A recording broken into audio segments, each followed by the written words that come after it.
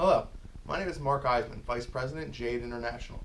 Today we're going to discuss the terms FOB and FCA. FOB and FCA are very related terms. There are some slight differences which we will talk about today as well. Under the term FOB, the seller is responsible to get the goods to the named port of departure. The buyer is responsible from that port of departure all the way to the final destination.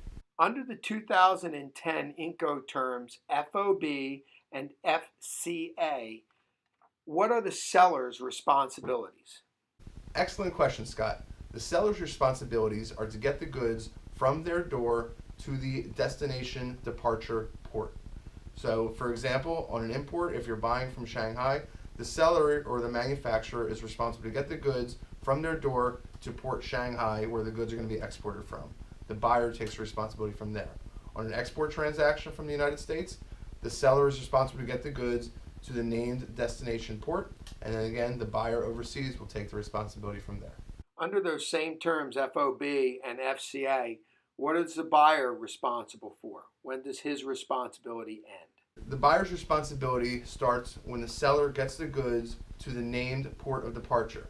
Basically, the buyer is going to instruct the seller what port they are expecting them to depart from, and then the seller gets the goods to the departure port, and then the buyer takes care of the goods moving from that departure port, whether it's air freight or ocean freight, all the way to the destination.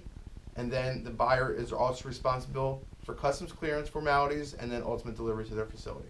Please speak to how this term would benefit the seller, and how does this term benefit the buyer? This term benefits the seller because it gives them control over their dock, because they're able to hire truckers that can get goods off their dock in a timely manner, but it also takes some responsibility off of them in regards to the freight portion, any customs clearance formalities, and overseas deliveries.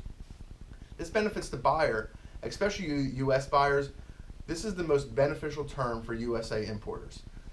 It gives them the most logical control. Once the goods are at that port, you have the control over the transit time that you choose, over the airline that you choose, over any other transit times or any other requirements that you may or may not have. People in the U.S. sometimes seem to be confused. Can you explain why FOB, what's the difference between ex-works, and why it's so important that exporters know how to use this term correctly?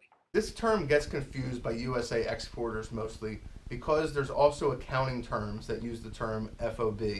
And accounting terms, which would be in regards to UCC terms, are different than shipping terms versus the Incoterms. It's very important to make sure that those are kept separate because the accounting FOB term is far different from the FOB shipping Incoterm. That concludes today's session on FOB and FCA. We appreciate your time, and if you have any questions, please feel free to contact us at the below phone number or email. Thank you very much. Have an excellent day.